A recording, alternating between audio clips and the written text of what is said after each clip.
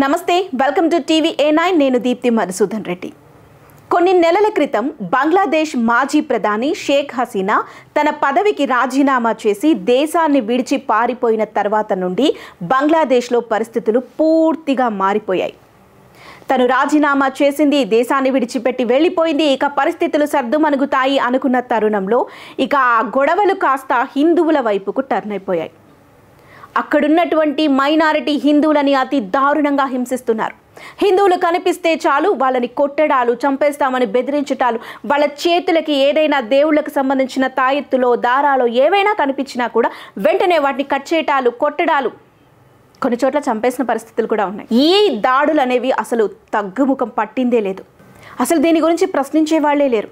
August 15న జెండా ఆవిష్కరణ చేసిన అనంతరం ప్రధానమంత్రి నరేంద్ర మోదీ అక్కడున్నటువంటి ప్రస్తుత తాత్కాలిక ప్రభుత్వంకి చిన్న వార్నింగ్ లాంటిది ఇచ్చారు. గతంలో మన మధ్య ఎలాంటి అనుబంధం అయితే ఉండేదో, అంటే షేక్ హసీనా ఉన్న సందర్భంలో మన మధ్య బంగ్లాదేశ్కి భారతదేశానికి మధ్య ఉన్నటువంటి ఆ సత్సంబంధాలు ఏవైతే ఉన్నాయో అవి అలాగే కంటిన్యూ అవ్వాలి అనంటే హిందువులపై జరుగుతున్న దాడులు తక్షణమే అరికట్టాలి, తక్షణమే ఆగిపోవాలి అని చెప్పి ఒక చిన్నపాటి వార్నింగ్ లాంటిది ఇచ్చారు.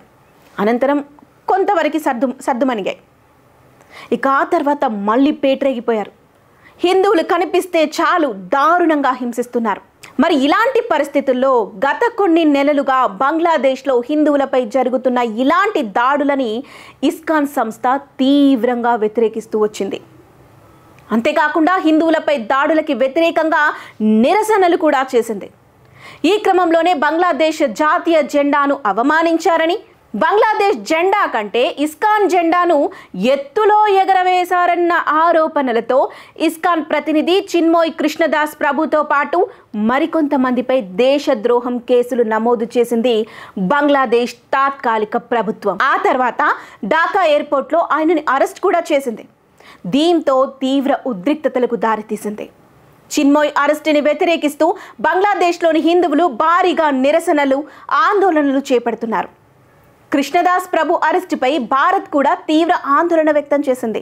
ఆయనని అరెస్ట్ చేయడమే కాకుండా బెయిల్ కూడా నిరాకరించటం పట్ల విదేశాంగ శాఖ తీవ్ర ఆగ్రహం వ్యక్తం చేసింది.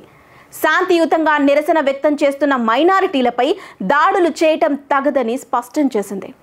ఇదిలా ఉంటే ఇస్కాన్ ప్రతినిధి చిన్మయ్ కృష్ణదాస్ అరెస్ట్ తీవ్ర విమర్శలకు తావిస్తున్న వేళ బంగ్లాదేశ్లో మరో హిందూ సాధువుని అరెస్ట్ చేశారు. చిన్మయ్ కృష్ణదాస్ని జైల్లో కలిసేందుకు వెళుతున్న శ్యామ్దాస్ ప్రభుని చొట్టాగ్రామ్లో అరెస్ట్ చేశారు. ఎలాంటి అధికారిక ఉత్తర్వులు లేకుండానే ఈ అరెస్ట్ జరిగింది. శ్యామ్ని ఎందుకు అరెస్ట్ చేశారో కూడా ఇప్పటి వరకు చొట్టాగ్రామ్ పోలీసులు అసలు తెలియజేయలేదు.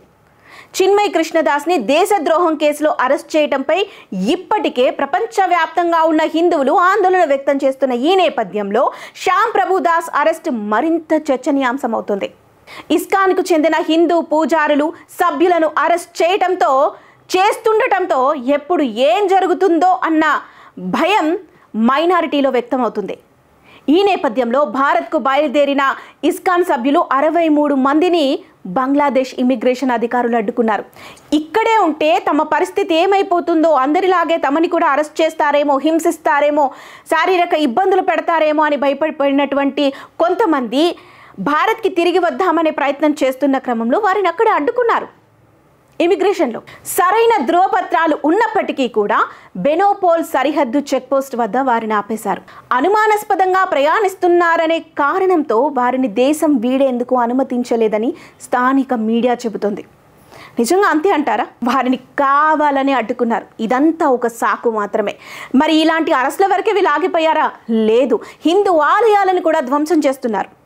చిట్టగాంగ్లోని హరిశ్చంద్ర మున్సబ్ లేన్లో ఉన్న శంతనేశ్వరి మాత్రి ఆలయంతో పాటు అక్కడే సమీపంలోని సోని ఆలయం, శంతనేశ్వరి కలబరి ఆలయాలను లక్ష్యంగా చేసుకుని శుక్రవారం దుండగులు దాడి చేసి ధ్వంసం చేశారు. వందలాది మంది ఆందోళనకారులు హిందూ, భారత వ్యతిరేక నినాదాలు చేస్తూ ఇటుకలతో ఆలయాలపై దాడి చేసి విధ్వంసమే సృష్టించారు. అయితే పోలీసులు మాత్రం ఈ ఘటనని సింపుల్గా, తేలిగ్గా తీసుకున్నారు. అంతేకాదు, హిందూ ఆలయాలు అయిపోయాయి, ఇస్కాన్ ప్రభువులు అయిపోయారు, ఇప్పుడు ఏకంగా జర్నలిస్ట్ ఆవిడ ఒక హిందూ అవటమే అక్కడ పాపం. ప్రముఖ హిందూ మహిళా జర్నలిస్టుపై కూడా దాడికి పాల్పడ్డారు.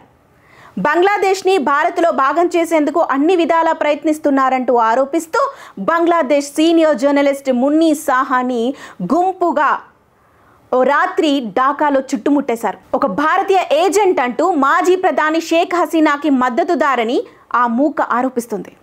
చివరికి పోలీసులు కలగజేసుకుని ఆమెను రక్షించారు. లేకపోతే ఆమె పరిస్థితి ఏమయ్యేదో.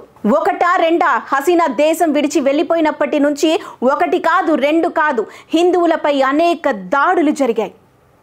2 నెలల క్రితం ఫెనీ జిల్లాలోని బన్స్పారా ఏరియాలో మా దుర్గా టెంపుల్ పైన దాడి చేసి మొత్తంగా మట్టుబెట్టేశారు. కొమిల్లా జిల్లాలో కూడా ఒక టెంపుల్ పై ఇలాగే దాడి చేశారు. రంగపూర్లోని ఇస్కాన్ టెంపుల్లోనూ ధ్వంసం చేశారు. ఇక నోకలిలోని హిందూ కుటుంబాలపై దాడి చేశారు. అక్కడ తనుశ్రేయ భట్టా అనే ఒక మహిళ ఇంట్లోకి చొరబడి వాళ్ళ వాహనాలని ఎయిర్ కండిషనర్స్ని పూర్తిగా కాల్చేశారు. సిరాజ్గంజ్ జిల్లాలోని ఉల్లాపరాలో హిందువులకి చెందిన ఇళ్లపై దాడులు చేశారు. అంతెందుకండి, ఏకంగా చంపటం వరకు వెళ్ళారు. అమదేర్ సిరాజ్గంజ్ ఎడిటర్ ప్రదీప్ కుమార్ భౌమిక్ను దారుణంగా చంపేశారు. ఇలా చెప్పుకుంటూ పోతే బంగ్లాదేశ్లో హిందువులపై జరుగుతున్న దాడులకి ఒక లెక్కంటూ లేదు, కొలమానమే లేదు. అక్కడ హిందువుగా బ్రతకడమే పాపమా అన్నట్లు చేస్తున్నారు, ఇంకా చేస్తూనే ఉన్నారు. గత కొన్ని నెలల నుండి బంగ్లాదేశ్ అట్టుడుకుతోంది.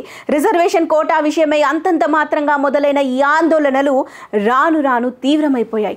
ప్రభుత్వంపై విద్యార్థులు తిరగబడ్డారు. ప్రధాని షేక్ హసీనా ఇంటిపైన, పార్లమెంటు పైన దాడులు చేశారు. చేసేదేమీ లేక షేక్ హసీనా వెంటనే ప్రధాని పదవికి రాజీనామా చేసి అక్కడి నుంచి భారత్కి వచ్చేశారు. షేక్ హసీనా దేశాన్ని విడిచిపెట్టి ఇన్ని రోజులు అవుతున్నా కూడా, కొన్ని నెలలు అవుతున్నా కూడా హిందువులపై దాడులు కొనసాగుతూనే ఉన్నాయి. బంగ్లాదేశ్లో హిందువులు మైనారిటీలు. ఆ మైనారిటీలని అసలు అక్కడ బ్రతకనివ్వట్లేదు. కనిపిస్తే పాపం, వాళ్ళు హిందూ అని తెలిస్తే పాపం దారుణంగా హింసిస్తున్నారు, మనుషులను హింసిస్తున్నారు. మరి హితబోధ చేసే ప్రభువులను హింసిస్తున్నారు. హిందూ ఆలయాలని ధ్వంసం చేస్తున్నారు.